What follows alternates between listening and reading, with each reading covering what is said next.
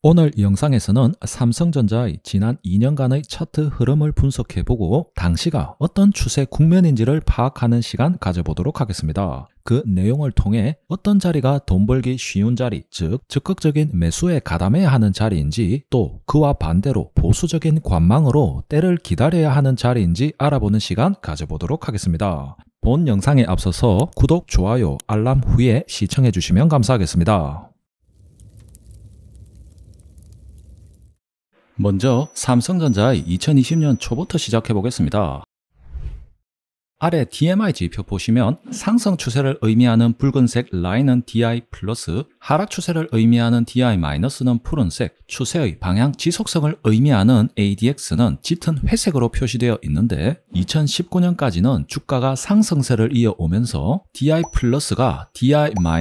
위에 위치하면서도 ADX가 지속 상승을 하면서 상대적으로 높이 위치해 있는 것을 알 수 있습니다. 이 주가 상승세를 유지하기 위해서는 ADX는 지속 상승 방향을 이어나가며 캔들은 이 추세 라인을 타고 이렇게 우상향을 이어나가야 하나, ADX는 1월 말 이렇게 아래로 꺾이기 시작했으며 뒤이어 고점을 높이지 못하는 쌍봉의 봉오리를 만들더니 마지막 보루인 지지 라인마저 깨뜨리며 하락세를 보이는데, 아래 지표 보시면 푸른색의 DI-가 DI+를 역전하는 데드크로스가 발생했음을 알 수 있고, 그와 함께 특정 추세로의 지속성을 의미하는 ADX 라인까지 위로 방향을 잡고 올라가며 하락 추세로의 강화를 굳건히 하고 있는데, 그와 동시에 볼린저 밴드는 상단 라인을 지지 반등해주지 못하고 흘러내리는 것을 알 수 있는데, 이 지표 모습들은 일정 기간 유지한 상승 추세를 버텨내지 못하고 강한 조정으로 돌아설 때 보여지는 일련의 과정이 되므로 꼭 기억하시길 바랍니다.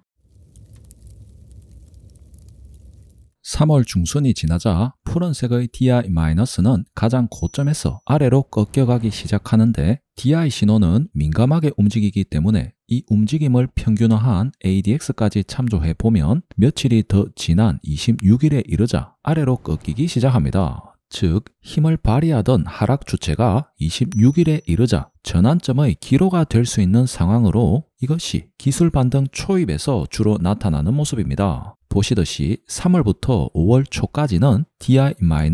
즉 하락세를 뜻하는 푸른색 라인이 아래로 내려옴과 동시에 그 방향성을 뜻하는 ADX가 하락하면서 상승 방향으로의 방향타를 잡았다기보다는 하락세가 약해지는 혼조세 속에서 주가가 반발성 움직임으로 올라가는, 즉 기술 반등이 나왔다고 해석하는 것이 옳은 판단이 되겠습니다. 5월 중순 이후 집중해 보시면 ADX가 바닥을 찍고 꾸준히 위로 향하게 되는데, 그렇다면 그 캔들 방향과 DI-와 DI+ 중 어느 것이 점차적으로 힘을 키워 나가는지에 주목하는 것이 중요합니다.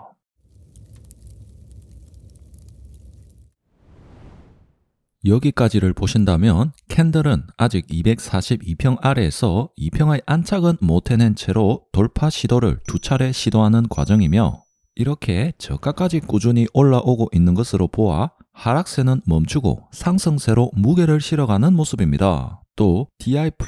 전반적으로 높이를 위로 향하지만 DI-는 그 반대로 높이를 내려가며, 이 ADX는 위로 차근차근 올라감으로 인해 DI+에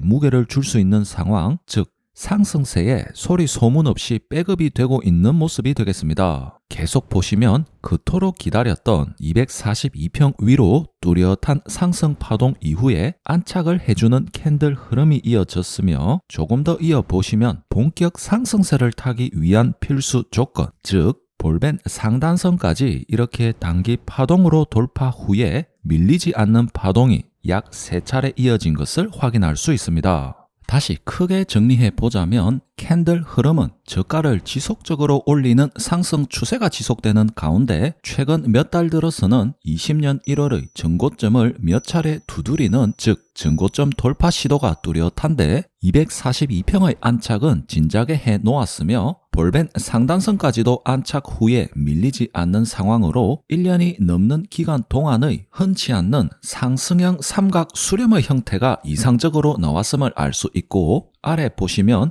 DI 플러스가 거의 대부분 지점에서 DI 마이너스에 앞서며 며칠 잠깐의 역전을 허용하더라도 다시 재역전을 해내는 모습에서 2020년 10월까지의 흐름은 아직 강력한 전고점을 뚫어냈거나 고점까지 높여가는 폭발적 상승세가 연속되지는 않았지만 모든 기술 분석상 상승 국면의 초입자리라고 결론 내릴 수 있겠습니다. 장기 투자자 또는 직장인의 경우 주식 투자자는 바로 이렇게 상승 국면의 초입자리 내에서 매수를 해야 그 타점이 대동소이하더라도 곧 수익권에 접어들게 되면서 심리가 흔들리지 않을 뿐더러 본격 상승세가 폭발하지는 않은 저가 매수를 긴 호흡으로 여러 차례 분할 매수를 통해 비중을 실어가는 접근법이 가능하면서 차후 실질적인 상승세가 도래한다면 큰 수익으로 연결시킬 수 있는 것입니다. 20년 주식 화랑장이 거치고 난 후 시청자분들이 피부로 느끼셨거나 조사 결과에서 들어보셨듯이 당시 상승장에서는 주식 경험이 많은 중년의 직장인 또는 주식을 본업으로 하는 데이 트레이더보다 그저 진득하게 삼성전자, 현대차만 사 모으며 엉덩이 무겁게 가져갔던 주식 초보분, 특히 주부분들만이 유일하게 코스피 수익률 이상의 주가 상승률을 온전히 챙겨갔다는 것을 아실 것입니다. 이것은 역설적으로 경험, 실력 필요 없이 모두가 돈 벌 수 있었던 주식하기 좋았던 시장이라는 뜻으로 돌이켜보면 누가 더 빨리 상승세를 감지하고 재빨리 진입하여 그 상승을 온전히 누리고 과열권에 이르렀을 때는 이제는 떠나야 할 때를 알고 매매를 쉬었던 사람이 진정한 승자였다는 것을 상기해 보신다면 그 어떤 자질구레한 매매 기법에 앞서 중요한 것은 주식하기 쉬운 상승 국면 자체를 파악하는 것이 최고의 매매 기법이 된다는 점 알 수 있겠습니다. 왜 추세 국면의 해석과 파악이 중요한지, 왜 조정 국면과 하락 추세상에서 주식 매매를 피하고